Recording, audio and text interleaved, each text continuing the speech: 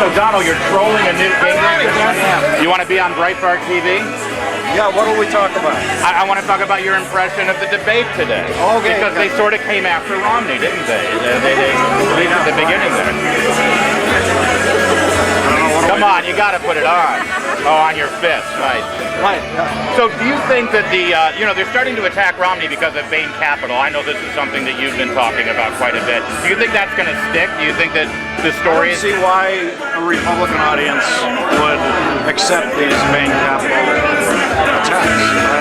I mean, it would hurt them in the general election, with some portion of the electorate, but Romney has perfectly Republican answers to the Bain accusations, so it's very odd hearing it from Newt. Are you surprised that Newt Gingrich has attacked him in this way? Well, it's in MoveOn.org. No, you can never be surprised by Newt because he ranges a very big territory of opinion, and so I've gotten used to that with him.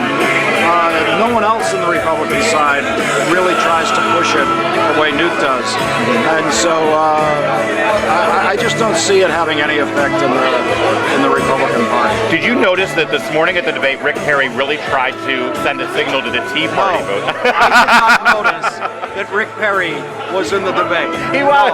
He was there. He made a big statement to the Tea I watched Party. every minute. What did he say? I'm serious. What did he say? He said that he thinks that the winner needs to coalesce the Tea Party around the GOP candidate, and he's projecting down to South Carolina. He said, "This is where I'm going to make my stand." Do you think Rick Perry is? Why is he even still here? He's here to help Mitt Romney. Do you think he's a stalking horse? This is the most perfect arrangement I've ever seen. Every minute that Rick Perry is talking, nothing is happening during the debate, and that's when you're trying to run out the clock. You need someone, to have the ball who can't hurt you in any way. So Perry's great for Romney. That's the only, it's the only thing happening here. Now we know you and everyone at MSNBC has a hotline to David Axelrod. Are they thrilled? In fact, is he calling now? I couldn't get through this morning. So So as I stand here now, I don't really know what I think. You don't have the immediate. I don't even know what I think. I understand. Until Axelrod has told me. So we haven't. Breitbart has already briefed me on what I'm supposed to think. Andrew here? He'll be here tomorrow. You want to hang out with him? I would love to. That would be great. I'll let him know. He would. Do you think that the White House is excited about running against Romney as they're projecting? No.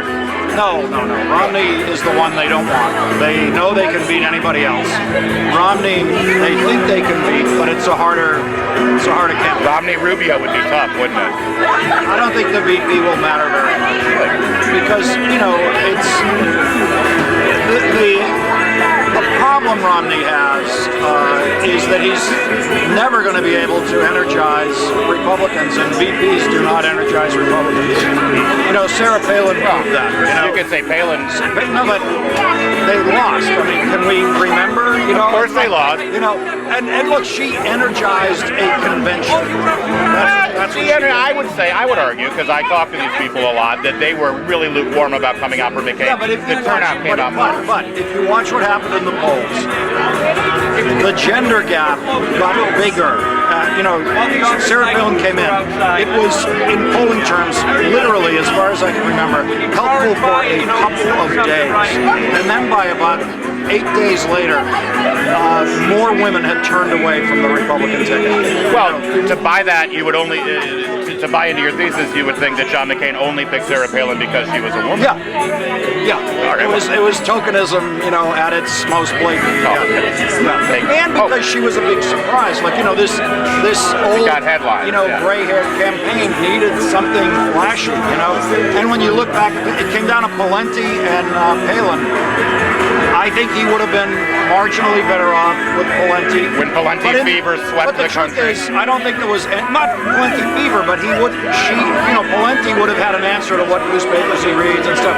He wouldn't have cost you anything with anybody. But all we're talking about in the end is, would Obama have won by 1% less or something? I don't think there was anything. I don't think John McCain did anything wrong. I don't think there was anything he could do. The Republican wasn't going to win, and it didn't matter who the nominee was. I think that's probably right. And that happens, you know. I mean, you know, the Democrat wasn't going to win in 2000. But strategically speaking, just to get back to the VP choice, if they pick Rubio and that takes Florida off the map, and then you really just isolate it down to Pennsylvania, Ohio, you know, just those few states that are always the toss-up states. You don't think that could make a difference by not making Florida a state in contention? I hear that case. I have no counter argument to that case. What I look for is show me the model where the vice presidential choice mattered, and if you look for it. Johnson. I was going to say you probably have to go to 1960. You have to go that far back to even have a discussion about it. Yeah. You know, and that's arguable. I mean, you know, there's that whole. Cheney brought Montana, though. Yeah, but who brought Illinois is the real question in 1960. And All right, last question. Seriously, last question. Newt Gingrich is here at Don Quixote's. Do you think it's sort of toned up to be tilting at windmills and it's putting? Perfect. No, come on. All right, tequila shots after the event. My favorite. Yeah. All right, thanks. Thanks.